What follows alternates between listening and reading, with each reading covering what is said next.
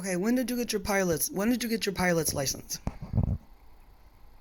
Say about roughly 66, 65, right in there.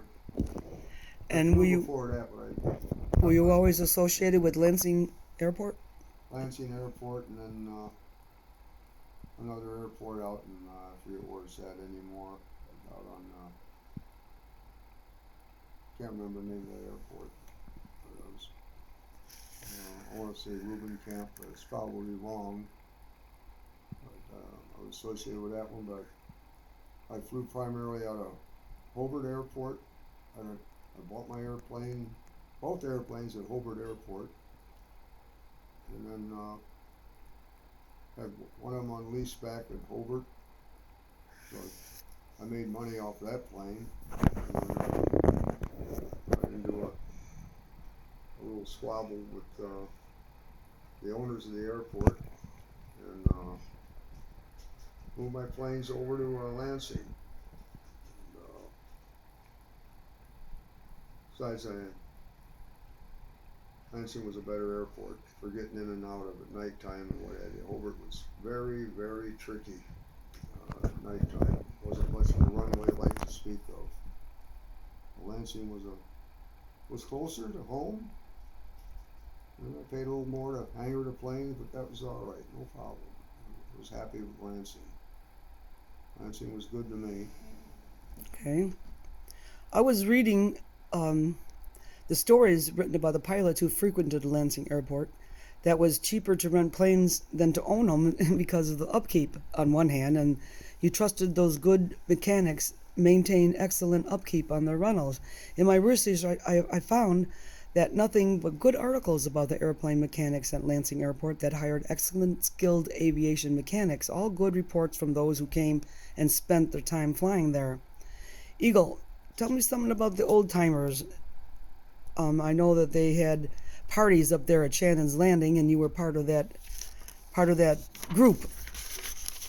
Oh, there's a lot of World War II pilots there. There's Korean War pilots there, and then eventually we got Vietnam pilots out of Vietnam at the airport.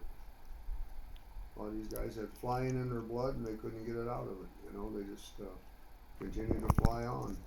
You get hooked on flying, you're hooked. You're hooked. You were part of the what Veterans Association? I belonged to the American Legion.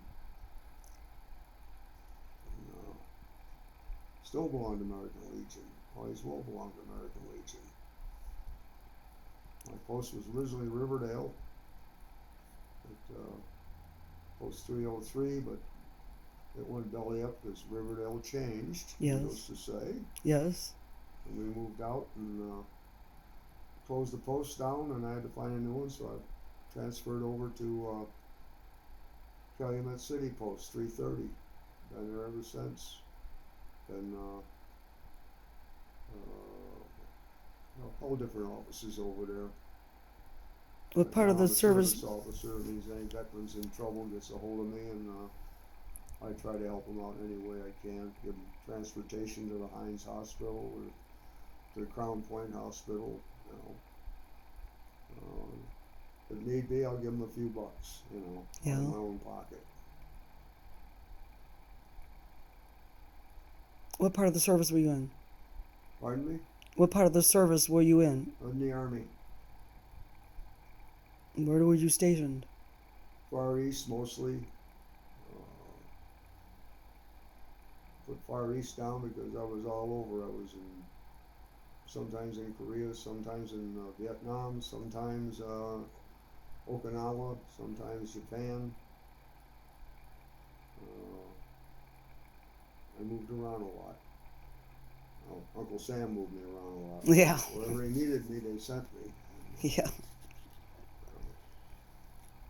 All my reviews, all my paperwork, my work, according to all of them, I can't believe it, but they put down excellent. Well, they must have had a bunch of real deadheads before me. And then after the service, what did you do? After service, I worked at Pullman Standard. I worked at Pullman Calumet shop all over there in Roseland area. Then I went to work in the police department, become a cop. But before that, you were driving your motorcycles around back in when I was 16. Oh yeah, I always had a motorcycle. I still got one. No, I don't have an airplane. I got a motorcycle, and sometimes I had both. That's how I remember you having some planes and some motorcycles and Hell's Angels. You were part of the Hell's Angels at one point. No. You knew them. Oh, I knew the Angels. I knew the Outlaws real well, and I was a henchman. Hell's henchman. Finally, the Outlaws and some guys went. Henchmen broke up. Some guys went Angels. Some guys went Outlaw. And all them guys now they're in their 70s or 80s. My God, we're all old farts now. Yep. I don't think there's too many of them around anymore. Right. I haven't seen any to speak of Yeah. in a couple, 3, 4 years. Except once in a while I see one in the newspaper that died or something. And if we were halfway close, I'd go to the lake, Yeah. But, well, I haven't ridden in about 2 years. I'm primarily a road rider in Wyoming, Montana. Jump on my BMW and go. Keep your Harleys and shove them. I'll take a BMW any day. Okay. I was in Harley hell. And that's no comparison between that and the BMW. BMW is like a car. Get on it, start it, and go. Not a Harley. Set too many alongside the roads trying to fix the son of a bitch. Yeah. Right. So back at Shannon's Landing, I was always wanting to go there for all the events because they had special bands from Ireland, and they were old timers. All the veterans came in and had different groups of people come in from Ireland. That was your job, right? To set up the Ireland bands and come in and do their presentation with their dancing and music. Yeah, that, and also we had local Irish bands, St. James Gate, Terry Horan. I'm trying to think of some of the guys that played there. Good God, it's a long time ago. But no, we always, my job was hunt up and book the entertainment, and that's what I did. And sometimes we'd just get some open mic night, and different people would come up and play. And if they were good, we'd hire them, Book them on down the line, and mostly very few single acts. We had very few. Terry Horan was a single act. St. James Gate was a full band. Aaron Moore was a full band.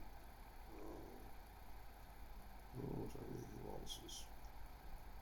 I'm trying to think way back who I had, but they'd come up on an open mic night, and if they were good enough, they got a gig.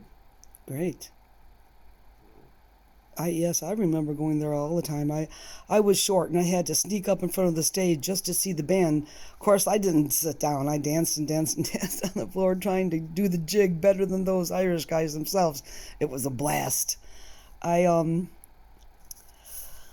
the Irish folk from the St. James Gate, that's the popular band that I remember. Their performances were fabulous. We had special parties on holidays and events through the years, and we had a popular door prize and free gifts, discounted food and drinks from 9 to 1 a.m.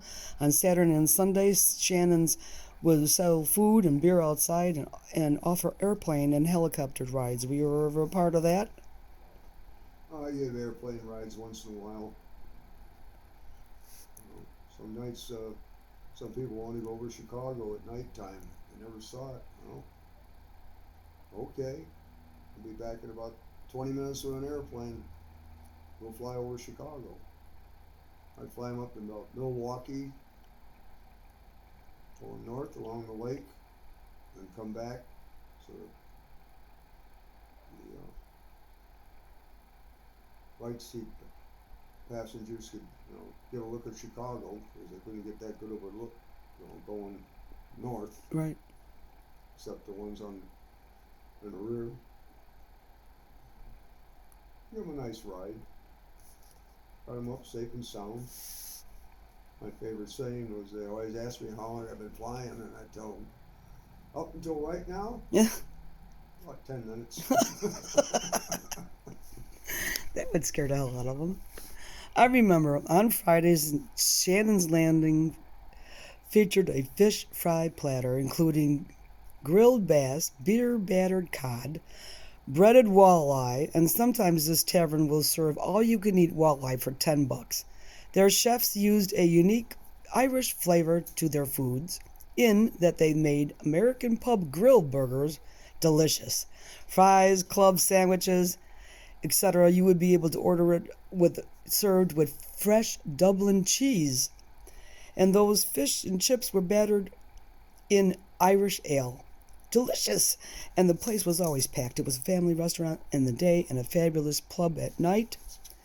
And it was the place to be in the limelight, where everyone knew your name, and even though it was packed, there were bouncers that took care of the rough guys. The rough characters, that were a few of them. I recall the Irish gig dancers and drinking Gillian's Irish red ale, and that Irish whiskey is a recipe for a great time, but a little bit of trouble, right? What did you do with the bad guys when they came and roughed up the place? First off, we didn't let it go that far. They started acting unnecessary. There's the elevator, get on it and go down. There's a stairwell, get on it and get thrown down. Now, which way do you want to go? Yeah, I remember that elevator. That elevator, the second floor, we can see out the windows all the airplanes and watch everybody go in and out, flying in and out. That was cool too. One guy killed going down the stairway. Sean O'Halloran. He was diabetic and he was drinking and fell and broke his neck going down the stairwell. That did the stairwell in. From then on in was the elevator. Wow. Yeah. The jokers weren't tolerated. People were there to have a good time, and 99%, as far as all the reviews were, everybody had great food and a good time, so it wasn't a rough place. Nope. No bullshit allowed. Right. Eagle, I want to take you back to the 1960s now, when my mother hired you to fly you and me to Colorado Springs to find my cousin Judy Ivanov, who just crashed her 1965 baby blue Mustang. She left Chicago, hitchhiked across the country to a new life, so to speak. But my mother thought otherwise. Judy was loved, and very deeply loved, and belonged with our family. Rebellious Judy confided in me that she felt crushed when her father died. Life and love would never be the same. We used every trick in the book to see each other when we were kids. I had a motorcycle and a 1960s Thunderbird at my disposal to drive up to Pill Hill to find someone to go to get my cousin Judy out of her house, either then or she would pass me a message where we would go meet up. Then we would go to my grandmother Mary or my mother Mary's house, in that order. Judy and I would plan our next meeting and have a secret messenger named between us, one of her friends or somebody I knew, that would go to her house and let her know where and when to meet me. Sometimes we would be able to call on telephone if I had somebody else call for her, but then it was hard. We were just as close as sisters, but, we couldn't see each other after that happened. Our family fell apart. But we were still partners in crime. Do you remember Judy? You remember my cousin Judy? Oh, I remember her. I told about to get her and bring her back. We flew out. One way or the other, got her back here for you. We found her in Acacia Park, and we flew all the way to Colorado Springs. Can you remember something about that trip? Yeah. What kind of airplane did we fly in? My own personal airplane was a 160 horsepower Piper Tri-Pacer, 4-seat high wing, all fabric except the nose of it, that was metal. The rest of the airplane was all fabric. Okay. And lighter, And it was a 2-seater. 4-seater. 4-seater. Oh yeah. I had a 2-seater also. I had a Tomahawk. It was a 2-seater, but I rented that one out. I was on lease back. I got money, people, student pilots flying it, and with an instructor. Basically, it was a trainer, but you could fly a Tri-Pacer, I mean a Tomahawk. You could fly about anything, single engine in the air. It's a very tricky little airplane. You had to be flying it. It didn't fly itself. Tri-Pacer, nah. Anybody could fly a Tri-Pacer, but not a Tomahawk. You fly it correctly, no, you'd be dead. Wow. They were stall crazy. They'd stall and kill you if you weren't careful. Well, good airplane though. Had a lot of fun to Tri-Pacer, or no, Tomahawk. Cheap flying. 4 or 5 gallons an hour of fuel. Cheap flying. Well, my mother decided that she didn't want to just do nothing. I mean, she wanted Judy to come back home. She was the matriarch of our family, and she promised her brother, which was my Uncle Sonny, who got killed in that terrible industrial accident, that she would look after Judy and her brother Randy. Mary had several businesses going on in those same time period. We did find Judy, and we did fly back, you and I, and then we drove back and picked her up because Jackie, her friend that she actually went to Colorado Springs with and hitchhiked there, both of them got jobs, and they lived there for a short time, and then we came back and picked her up and went back to Chicago. My mom had several businesses at that same time. Remember that trip? Yeah? You want to tell me more about it? What you remember? I don't know if we picked her up at the park or we picked her up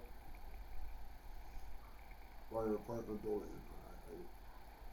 It's a long time ago. Yeah. We might have picked her up outside somewhere. I don't know. She might have been out in front of some place and found her and picked her up. But that's a lot of water under the bridge on that one, but I remember being out there. Definitely remember the trip back. And, was one of them trips she brought a boyfriend with her? Well, yeah, she met some guy in Colorado Springs, and then they went to Vegas to get married, and then he dumped her, and then she got a plane ticket or whatever back to Colorado Springs, and that's when she said that she decided for us to come and pick her up and take her back. I brought her and some guy back one time. Picked him up. He was giving me a bunch of crap, and I told him, get out of the goddamn car. That was probably Stoner. The guy named Stoner. He died a long time ago. Get out of the goddamn car. I don't give a shit how you get out of here, but you're not riding with us. Yep. You're nitpicking, I'm going too fast, I'm doing this, I'm doing that. Yeah, he was a loser. One of the many that we all know. You're doing 75 miles an hour. I said, it's the goddamn speed limit out here. Yeah. When I talked to Jackie, she remembered the whole trip. She was very happy about leaving Chicago at that time. She stayed and got a job at a tavern. Both Jackie and Judy got a job at the tavern in Colorado Springs, and that's how they paid their bills.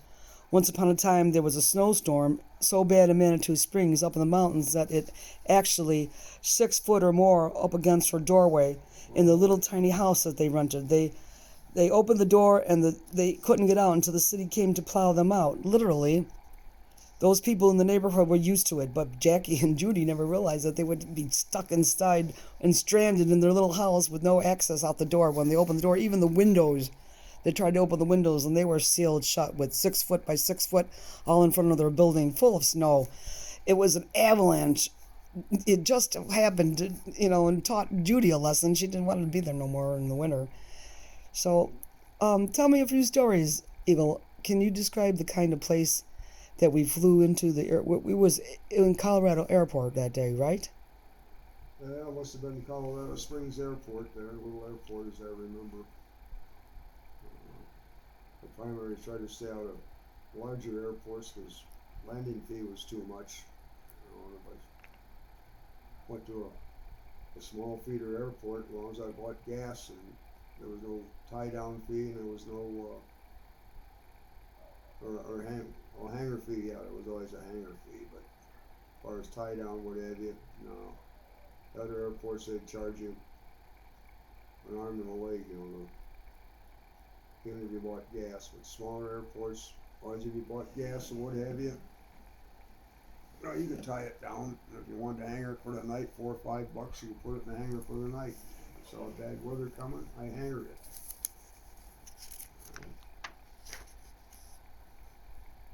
It was a community hangar. I had to move 2 or 3 airplanes to get yours in, or 2 or 3 to move it out. But it was worth it. The airplane was protected from hail damage. Yeah, that's a big concern. I destroyed one airplane in a hailstorm. Yeah. And it was a mess when I got on the ground. Made it through it though. Thank God it was a single engine. The feller kept the hailstones from coming through the windscreen. Okay. The rest of the airplane was beat up. Looked like somebody walked around with a hammer and beat the hell out of it. Jeez. And it was a rental, it wasn't mine.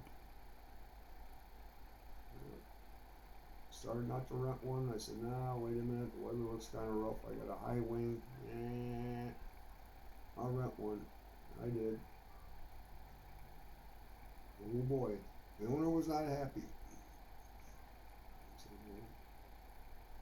the hailstorm was about 10 miles away, and as far as I could see, there was nothing in front. The storm was way off to the side, but it blew that hail over on me.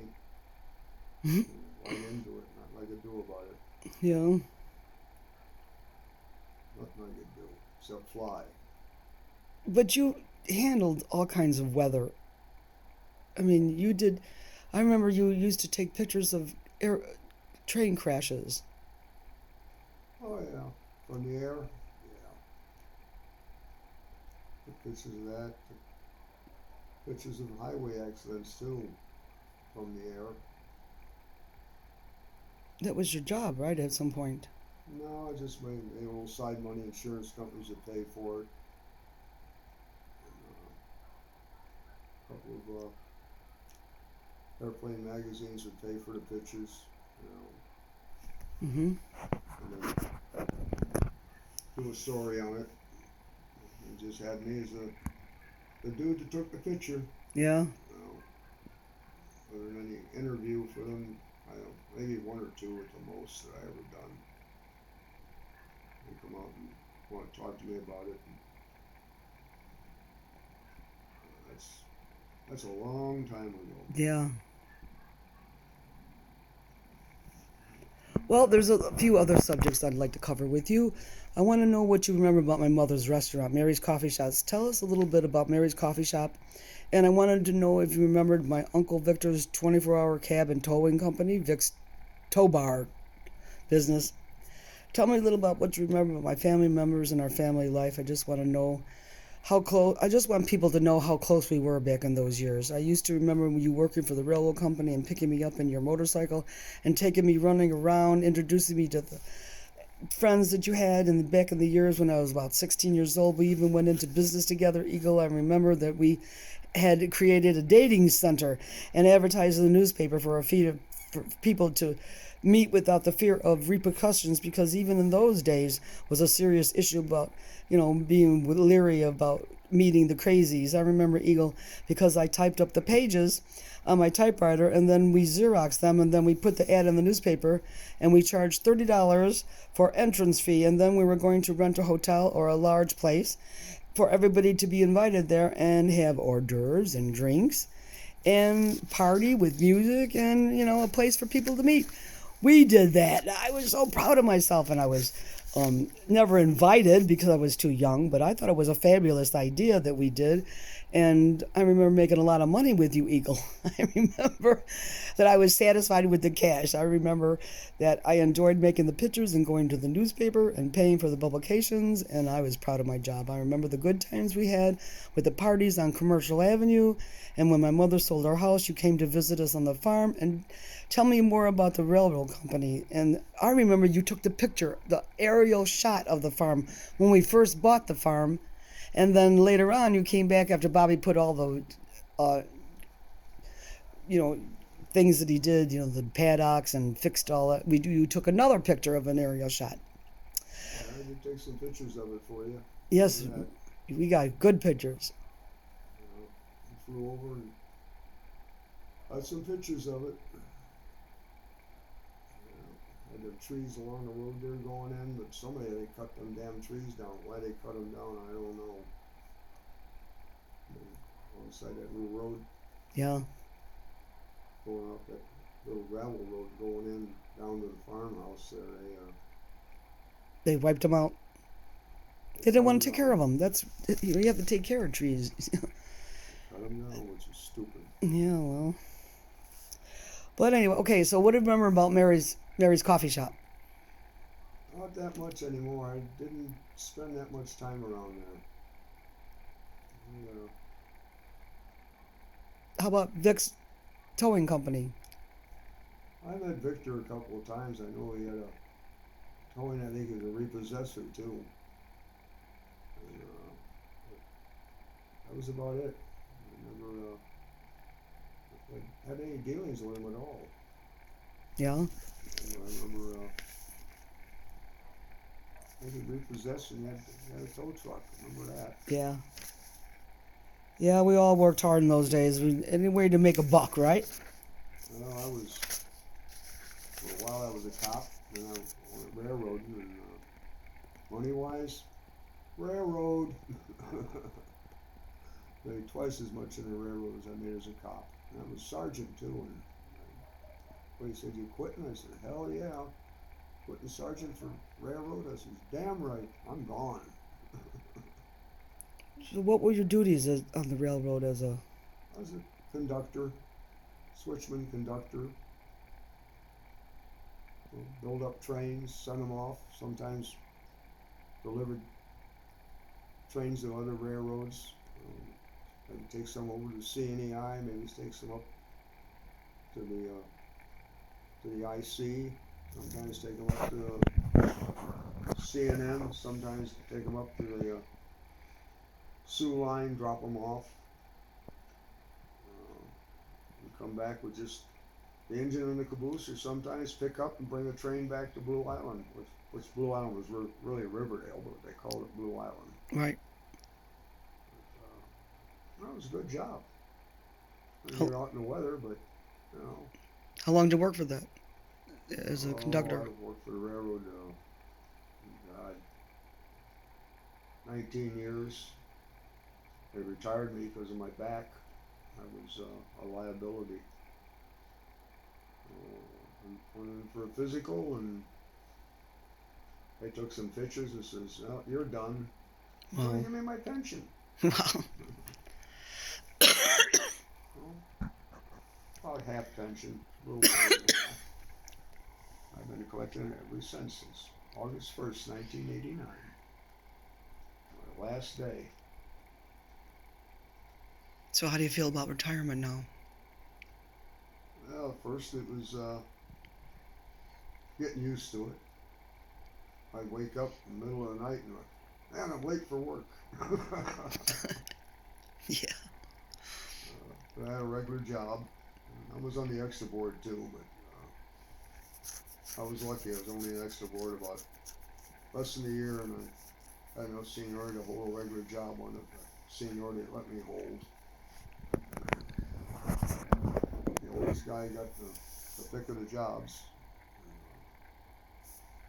When I retired, I was just to the point where I could just about pick any job I wanted. Jobs that paid good money, big money back at the time. $450, $500 a week, $1,000 payday. Hell yeah, for 2 weeks, it was big money. But you could work 16 hours, and they cut it down to 14, and they cut it down to 12, and that was it. The big money kind of ended at 12 hours. Plus we went overtime and time and a half, after 8 hours. But or if you can stand the cold weather and get out in it, good job. Dangerous as hell. I know my wife at the time said, "Oh, I'm so glad you're off the police department. You're going to railroad," and have the heart to tell her that railroad was twice as dangerous as a police department would ever be. But the main reason I went was for the money. What police department were you working for?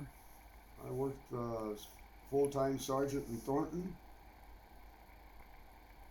Actually, the first full-time sergeant ever in Thornton Police Department, with a full-time chief. All the other chiefs, well, yeah, the only other full-time person there was the chief, but I was the first full-time officer, first full-time sergeant ever in Thornton. And I worked, I like working midnights.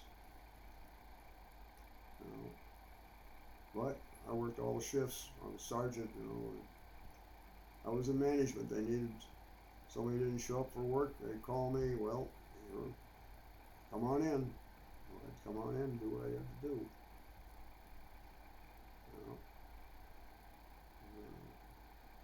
There are a lot of part-time coppers out there, and the part-timers didn't like me too well because I was taking money out of their pockets. Well, they were working part-time. I'm full-time,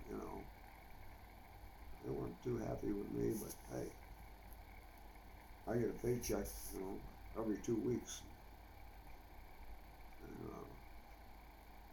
And, part-timers still had part-time work, but I took, seniority. I took the jobs I wanted, that fit me. If I wanted an afternoon job, I worked an afternoon job. If I wanted a night job, I'd work a night job. I prefer to work nights. Yeah. Less baloney going on, but when it happened, it really happened. Daytime was kitty cat and doggy calls and all that crap. Nah.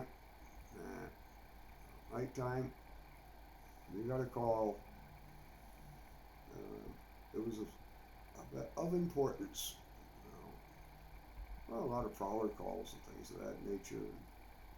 Burglaries, people come home out for the evening, over at 1 o'clock and found out they were burglarized. So you get a call, I have to go fill a report out for the insurance and all that, and give them a copy. And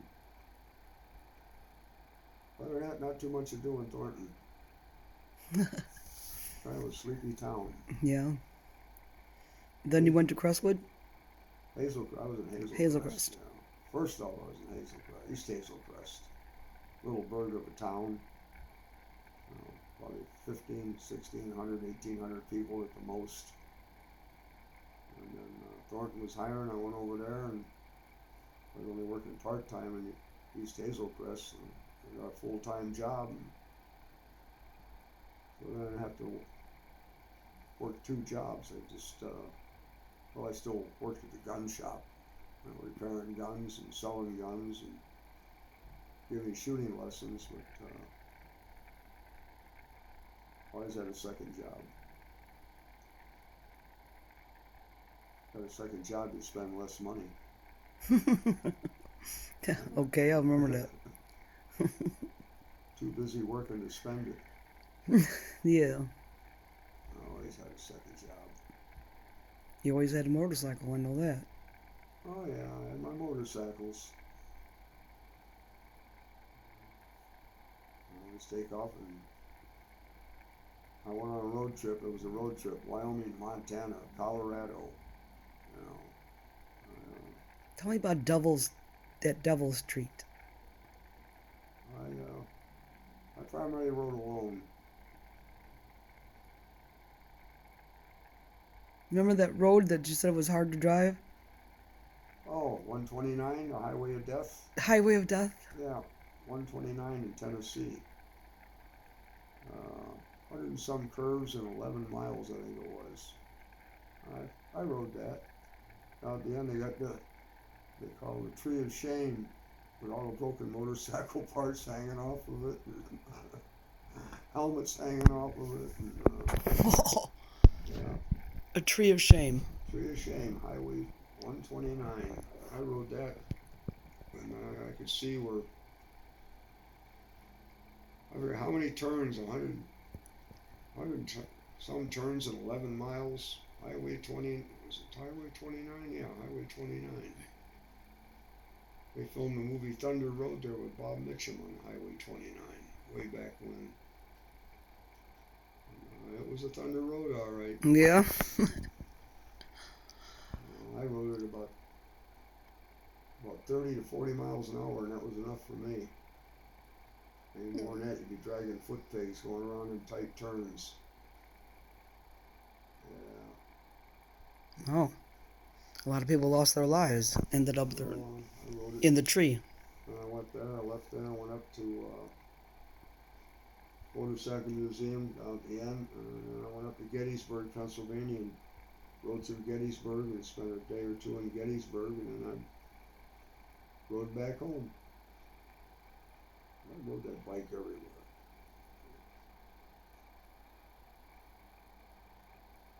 Well, if I worked my vacation right, I got 30 days vacation a year, and I could work it right with my days off, and I could get, instead of 2 weeks, I could get a month off.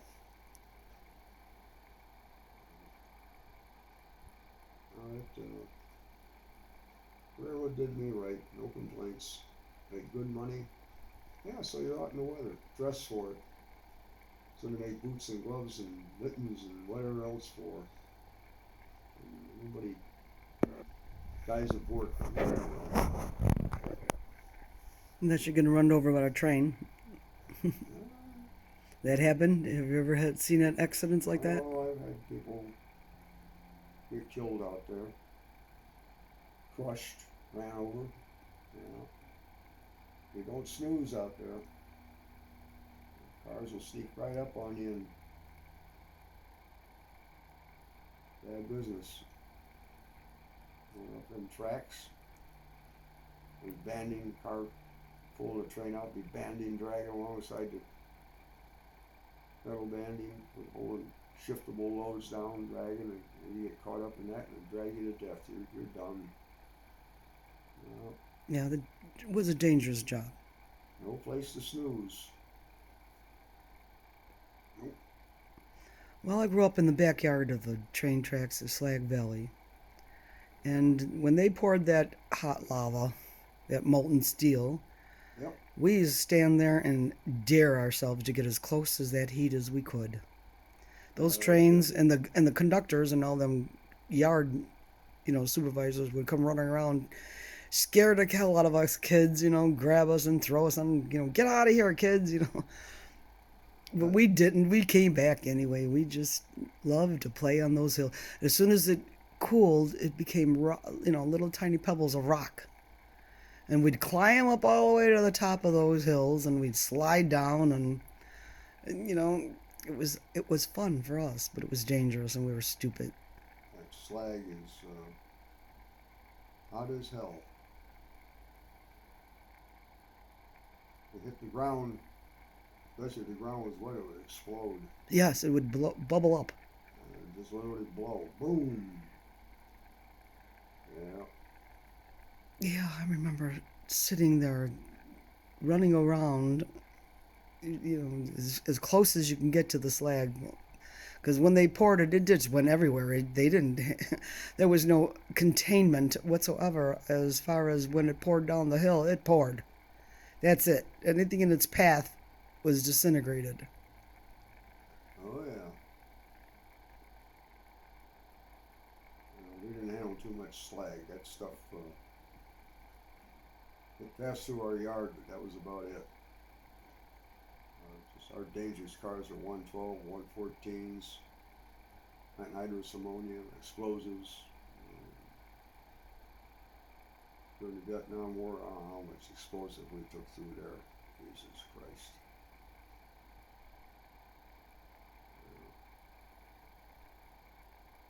Yeah, we never blew anything up, Yeah. to my amazement. 112, 114s, tank cars. And they pumped them damn things. If they didn't have them protective shields on either end of them, something would have went through that, they'd blowing half of Riverdale Dalton off the map. Wow. But we were fortunate. Yeah, we were lucky. We had some good men working with you.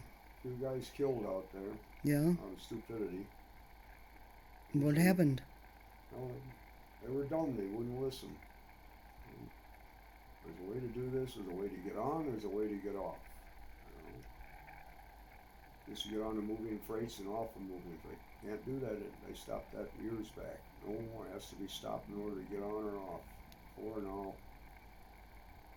We ran for what they called a quit. Okay. We get so much work done in 5, 6 hours. We went home, paid for 8. So much stuff to move, but we could move it, set it up. Air was okay. After they ran the air on it, they say air is okay. Yard master say, pack it up and go home. Or if not, well, you had a couple of bad orders to kick out. You know, we'll get out and kick out the bad orders and then put the engine on 40 lead. Okay. Bad orders, defective car. It's called bad order. And, they'd inspect that before it left, and they'd find something in there that wasn't right, and well, they'd have to take it out of the train and set it off to the side and put it over on a rip track lead, and that was it. Then park the engine and go home. And start all over the next day. Well, we went to 138. And we went to lunch. Where are you going? We're going, oh, we'll be at 138. Well, 138 was the Legion. We were going to have a couple of cold beers on a hot day. I bet on that one. Yeah, we'll be at 138. And then when they give us radios, and after we got the radios, they didn't have to tell them we're going to 138. Just going to lunch. They want us, call us.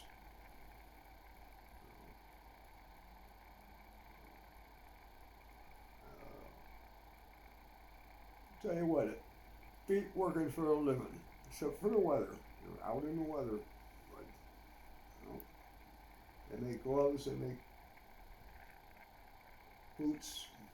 Those are my old work boots right over there. Yeah. Those are Arctic boots. Those are made for the Arctic. Mm-hmm. Those are packs. Some things are. One night I worked, it was 78 below zero chill factor out that night. I forgot how cold it was. 27, 28 below zero. And my toes actually started getting a little bit cold in them puppies. Wow. Yeah. The men who weren't as astute as far as your equipment and your gear was concerned froze their ass off. Frostbite all the time. Well, some guys didn't listen. They got their faces frostbit. Wound up going to the hospital. Don't walk into the wind, you dummy. Pull that hood up, and I wore a balaclava on. In front. You know, Yeah, cover the face. you know, 2 little eyepieces and a little mouthpiece and a little nose, and put that on and wear it. I'm not gonna freeze. My hat on top of that, and then my hood on top of that. And most of the time I had a snowmobile suit. I just wear my snowmobile suit. One night it was so damn cold out there, I had my parka on top of my snowmobile suit. As soon as I got the work done, you can go home. Well, we got it done as quick as we could. Yeah. And the damn switches are almost impossible to throw. Oil They're and frozen? grease in 'em. Oh, that oil and grease was just frozen. You know, it was, You had to beat them. I would jump up and down on them. What I used to do is just put them down as far as they'd go and then stand on them and jump up and down and get the damn things lined over. Yeah. And if I couldn't get it over, well, call the section, get them out here and fix the damn thing. I can't get it to move. Not my job. Yeah. Got a section department for that. They got the tools, I don't. The only tool I had was a broom to sweep the snow out of the switches. That was it. Hmm.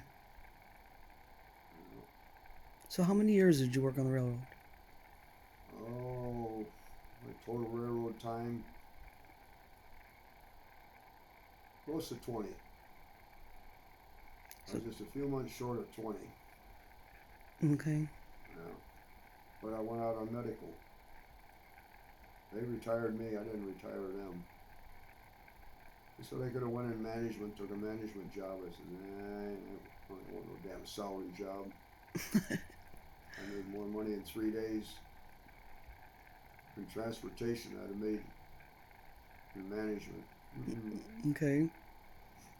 And how many years on the force, on the police force? I only had about 5-7 years maybe overall.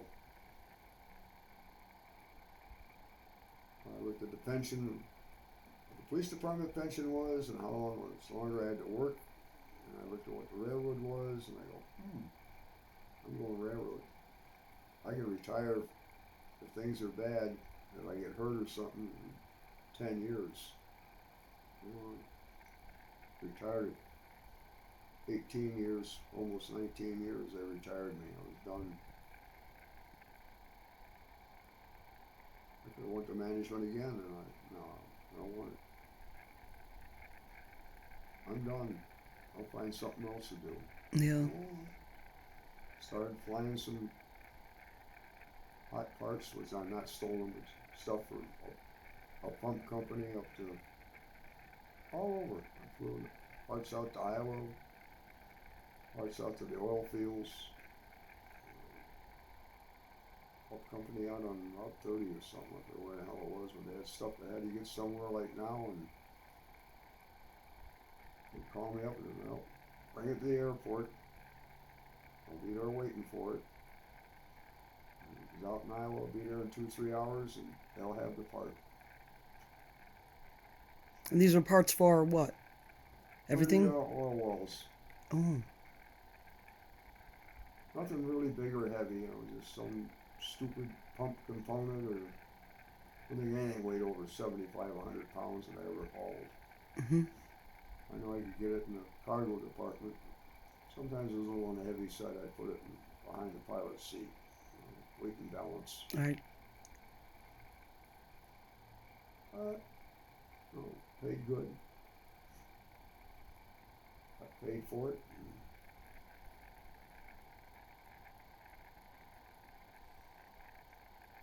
A lot cheaper than they went to a lot faster than UPS or anybody else. Shipping it out. Mm-hmm. They wanted it tonight. You got it out there tonight. Bring it out to the airport. Meet you out there. Put it in the plane, and I'm on my way. Cool job. Yeah. And you're retired now, and part of my book now. Officially retired August 1st, 1989. Yeah. Well, we'll soon celebrate when people start reading our story. We're gonna go out and hit the boats and make some money. I'll come pick you up and we'll go party. Yeah. We haven't partied in a long time, many years. My ex-wife's working at Niles, Michigan casino. He parks cars. Why does she park cars? Because she's the only woman who parks cars up there, because she can drive a stick. She can drive a 4-speed. She can, guys nowadays, they can't drive a stick. I know, right? They have a friggin' idea how to drive one. I know. She got a good job, makes good money. Yeah. About $18 an hour plus tips, and she's Works about 2-3 days a week. She's happy as hell. She'll never come home. Yeah.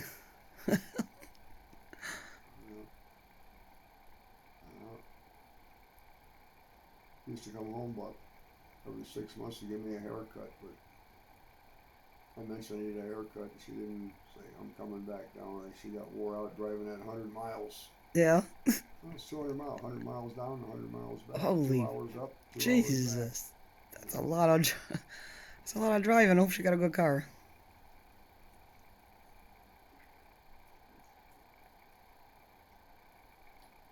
Good woman. But Well, you're a good man. she, all of her marriages were 10 years. Yeah. That was number 3.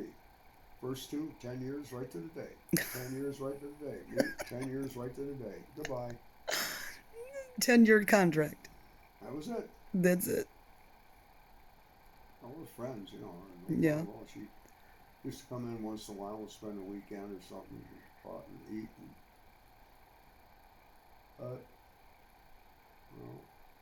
And you're retired and happy-go-lucky. Just remembering life is good, and you still participate in the American Legion Post. yeah, I can just about afford to do whatever I want to do, buy what I want to buy. I'm not rich, but I'm solvent. Right? Always got a pocket full of money. Always. Good. Never leave home without at least $1,000. Never. I don't walk out that door with less than $1,000. Might be something out there I want to buy. Yeah, that's right. I love you, Eagle. We're going to celebrate soon enough. Well, I'd like to say thank you very much for your interview, and I hope that we get together again when this is all over. Well, good luck with the book. Okay. Okay. Thank you very much. You're entirely welcome. Okay. Bye-bye.